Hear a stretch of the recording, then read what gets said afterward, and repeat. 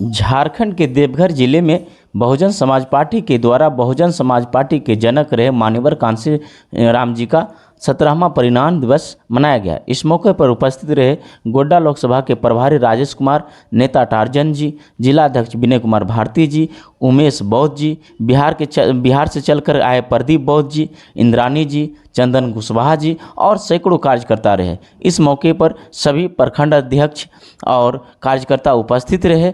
गोड्डा लोकसभा के प्रभारी राजेश कुमार और टार्जन जी ने मान्यवर कांसी राम जी के बताए गए कदमों पर चलने के लिए सभी कार्यकर्ता को सक्रिय होने के लिए कहा और वर्तमान में देश में चल रहे राजनीति और रणनीति को लेकर के भी उन्होंने वर्तमान सरकार पर निशाना साधने का काम किया, जैसा कि आप सुन सकते हैं आगे उन्होंने क्या कुछ कहा। देखते रहें, धन्यवाद। बहुजन समाज पार्टी का एक ऐसा नारा बताइए जो लोग लगेगा कि नहीं इसमें दम है और उसमें जुड़ना चाहिए। देखिए, बहुजन समाज पार्टी का सबसे एग्रेसिव जो नारा था ना, क्या चढ़ गुंडन के छाती पर, बटन दबेगा हाथी पर। अच्छा, माना जाता है जन्मदाता कहा जाता है मान्यवर कांसीराम जी को।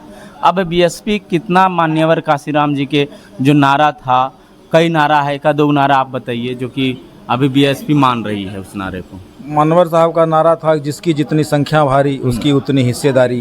बहुत ही गंभीर विषय है, बहुत ही गंभीर विषय है। ये पूरी तरह से असंवैधानिक भाषा का प्रयोग किया गया है। कहीं न कहीं संविधान को ताक पर रखकर ये इस तरह के बयानबाजी किया है। नमस्कार, मैं एस के आनंद और आप देख रहे हैं पीएम बिहार न्यूज। आज मैं झारखंड के देवघर जिले में हूँ, जहां आज बहुजन समाज पार्टी के द्वारा मान्यवर कांसीराम का 17वां परिनिर्वाण दिवस मनाया जा रहा है और यहाँ पे तमाम लोग मौजूद हैं। बहुजन समाज के पार्टी के नेता और जिला अध्यक्ष, प्रखंड अध्यक्ष, सभी कार्यकर्ता उपस्थित हैं यहाँ पे।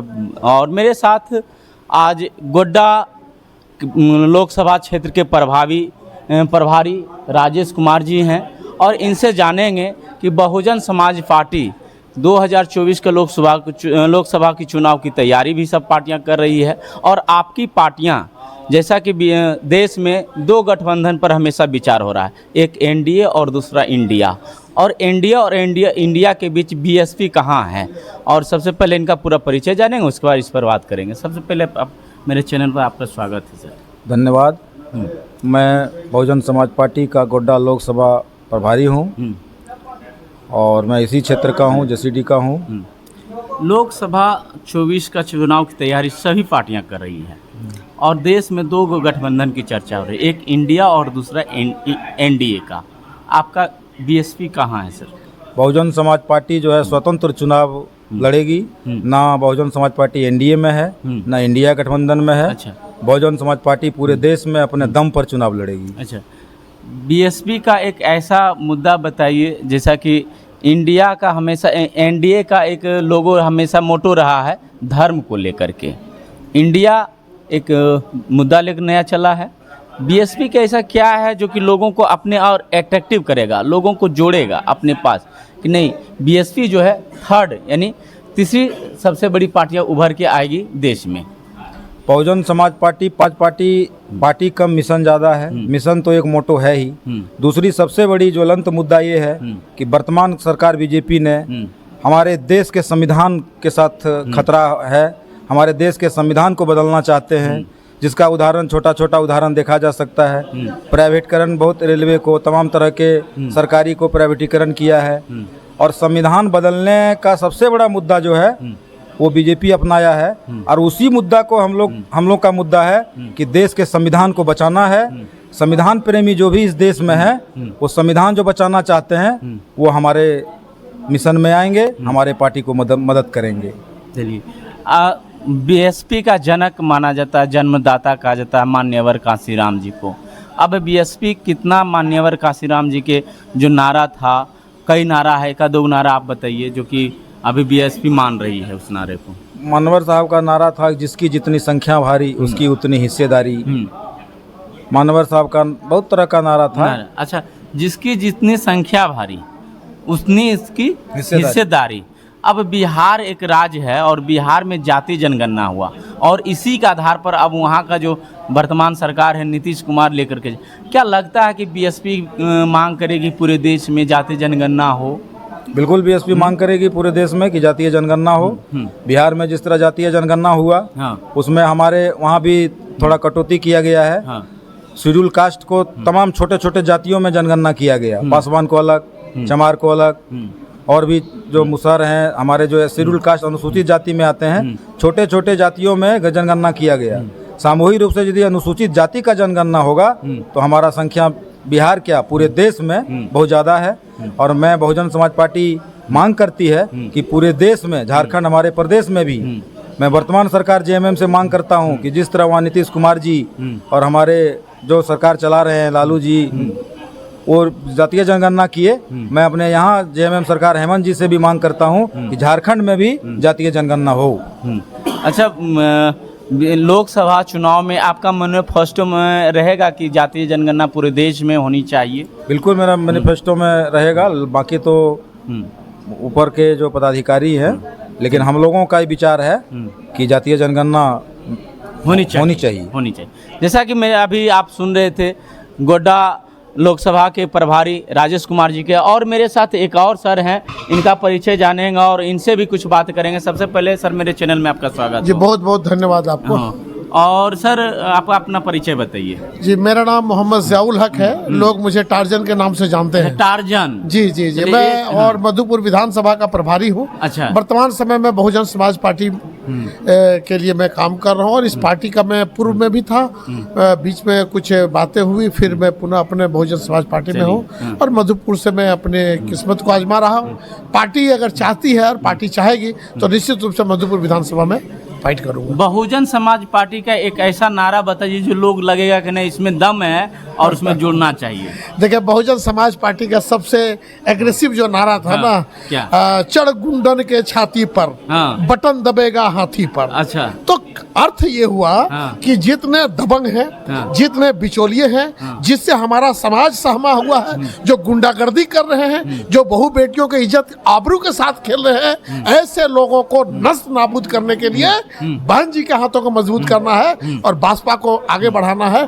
तब जाके हमारे समाज और भय मुक्त समाज बन पाएगा, भ्रष्ट मुक्त समाज बन पाएगा। सर, एक आपका सांसद है दानिश अली जी, जिसको सांसद में रमेश भिदौड़िया ने आतंकवाद तक घोषित कर दिया और इस पर प्रधानमंत्री का एक बयान है। ये बहुत ही गंभीर विषय है, बहुत ही गंभीर विषय है। ये पूरी तरह से असंवैधानिक भाषा का प्रयोग किया गया है। कहीं न कहीं संविधान को ताक पर रखकर ये इस तरह के बयानबाजी किया है। मैं दुख इस बात का नहीं है कि दुश्मन ने मुझे गाली क्यों दिया, दुख इस बात का है कि जो सेकुलर जमात के लोग कहते हैं, जो बाबा साहब को संविधान को मानने वाले लोग कहते हैं, जो पूरे देश में 17% वोट लेने का दावा जो करते हैं, वो सारे संसद के मुंह में लट्ठा क्यों पड़ गया? क्यों नहीं दानिश के खिलाफ में सारे विपक्ष के नेता खड़ा होकर भारतीय जनता पार्टी और प्रधानमंत्री को मजबूर क्यों नहीं कर दिया कि वो सांसद में माफी मांगे? बड़ी बड़ी घटनाएं घट गए, गुजर गए। भारतीय जनता पार्टी किसी सांसद को किसी तरह का विलंबन नहीं हुआ, किसी तरह की कार्रवाई नहीं हुई और भारतीय जनता पार्टी के सांसद ने इतना बड़ा बात बोल दिया, उस पर कोई कार्रवाई नहीं। और विपक्ष के लोग अगर कुछ भी करे तो उस पर तुरंत कार्रवाई हो जाती है। यह दुर्भाग्य है। तभी तो बोला कि हमारा इस बार का एजेंडा विकास नहीं है, हमारा इस बार का एजेंडा होगा कि कैसे इस संविधान की रक्षा करें, जिस संविधान पर आस्था और विश्वास रखते हुए देश में रहने वाले सारे लोग सुरक्षित रह सकें। आपका मुखिया है सुश्री मायावती जी, और बहन मायावती जी, जैसा कि आप जानते हैं कि संविधान में महिला आरक्षण पारित हुआ, 33% मिला, लेकिन इसमें SC ST OBC और माइनॉरिटी को क्यों नहीं? हमारी बहन जी ने तो इसका विरोध किया है। हाँ। महिला बिल का तो उन्हें समर्थन किया। हाँ। परंतु जिस हिसाब से किया है उनका तो डिमांड आया है कि आपको माइनॉरिटी का, शेड्यूल कास्ट का, शेड्यूल ट्राइब का, सारे लोगों का कैटेगराइजेशन वाइज आप डिफाइन करें। महिला बिल पारित हो और 33 नहीं हो तो 50% हम लोग डिमांड कर रहे हैं कि 50% हो। और शेड्यूल कास्ट को भी मिले जो उनका हिस्सेदारी है, शेड्यूल ट्राइब को भी मिले जो उसकी हिस्सेदारी है, माइनॉरिटी को भी मिले जो उसकी हिस्सेदारी है। ये तो हमारा डिमांड है। चार्जा जी, ये बताइए किसके पीछे क्या मकसद है? केवल सवर्ण महिलाओं का आरक्षण देने का क्या मकसद है इसके पीछे? ये देखिए, कहीं न कहीं हमारी जो महिलाएं हैं, जो हम लोग दबे कुचले समाज से आते हैं, शिक्षा के क्षेत्र में हम लोगों को अपाहिज बना दिया है, विकास के क्षेत्र में हमको अपाहिज बना दिया है, हम आर्थिक रूप से हमको कमजोर कर दिया है। चूंकि हमारी महिला उतनी टैलेंटेड नहीं है, वो इसका नाजायज फायदा उठाकर, चूंकि ये तो व्यवस्था जो है, वर्ण व्यवस्था जो है, ये वर्ण व्यवस्था महिलाओं के कंधे पर रखकर भारतीय जनता पार्टी ने बड़े ही साजिश के साथ इस बिल को लाया है, जिसका हम लोग खंडन करते हैं, विरोध करते हैं। महिला बिल पारित हो, लेकिन जिसकी जितनी संख्या हो उसकी उतनी भागीदारी हो, इस पर हम लोग विश्वास रखते हैं। एक लास्ट प्रश्न सर, 24 में पीएम किनको चुनेंगे? हम लोग तो बहन मायावती को चुनेंगे। बहन मायावती, बिल्कुल बहन मायावती को चुनेंगे। अगर हमारे देश में अगर सारे सेकुलर जमात के लोगों का अगर मनसा साफ है, तो हमारी बहन एक तो शेड्यूल कास्ट से आती है, तो एक बड़ा वोट बैंक जो उनको मिलता है, दूसरी चूंकि बाबा साहब के संविधान आइडियोलॉजी पर है, हर एक में देखेंगे दृष्टिकोण से, तो हमारी बहन जी सबसे सर्वश्रेष्ठ हैं। इनको प्रधानमंत्री प्रोजेक्ट करके देश में चुनाव लड़ना चाहिए। चलिए, जैसा कि अभी आप सुन रहे थे टार्जन जी को, जो बीएसपी के नेता हैं, झारखंड देवघर जिला के हैं, और इन्होंने मुखर होकर के कई बिंदुओं पर बोले, जैसे महिला आरक्षण को लेकर के कि नहीं, कि सवर्ण महिलाओं को केवल 33% नहीं 50% और SC ST माइनॉरिटी को भी मिलना चाहिए। दूसरी बात, इन्होंने एक पीएम के दावेदारी को लेकर के बोला कि यदि देश में पीएम का दावेदारी है तो एक है, वो भी बहन सुश्रुति बहन मायावती जी, जो मुख्यमंत्री भी 4 बार मुख्यमंत्री रह चुकी है उत्तर प्रदेश का, और उनमें एक लीडरशिप का, जो देश को नेतृत्व करने का गुण है, उनमें पूरा भरपूर है। ऐसे ही खबरों को देखने के लिए बने रहे हमारे साथ। धन्यवाद।